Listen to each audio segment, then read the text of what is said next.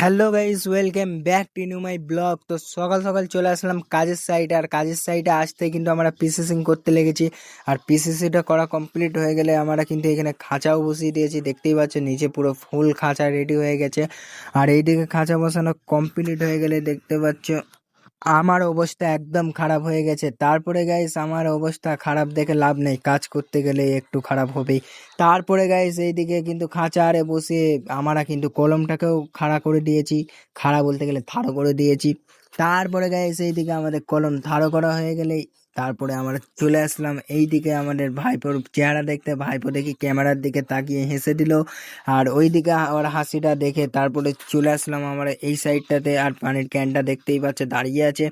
আর এই পানির ক্যানটা দেখা কমপ্লিট হয়ে গেলে আমাদের কিন্তু এইখানে সব কটা কলম ঢালাই করা কমপ্লিট হয়ে গেছে। আর তোমরা কিছু মনে করো না গাইস, আজকে আমার কিন্তু একটু শরীরটা খারাপ, তাই গলাটা একটু বসে গেছে। আর মজা করে বললাম, এখনো কলম ঢালাই করা হয়নি। দেখতেই পাচ্ছ গাইস আমাদের দুটো কলম ঢালাই করা হয়েছে, ফাইনালি 7 করোড়। তারপরে গাইস এইখানে আমাদের কিন্তু ঢালাই করা কমপ্লিট হয়ে গেলে এখনো দুটো বাকি আছে। ওই দুটো ঢালাই করলেই কিন্তু আমাদের ফুল কাজ কমপ্লিট হয়ে যাবে। তার আগে তো আমাদের চা নাস্তা না হলে হবেই না। তার লেগে তো একটা সিঙ্গারা আর 1 কাপ চা নিয়ে বসে পড়লাম এইখানে খাবার খেতে।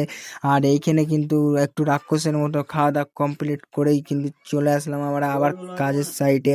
আর কাজের সাইডে আসতে দেখি মেশিন ঘুরেই যাচ্ছে, মেশিনের কাজ করছে, আমরা আমাদের কাজ করছি।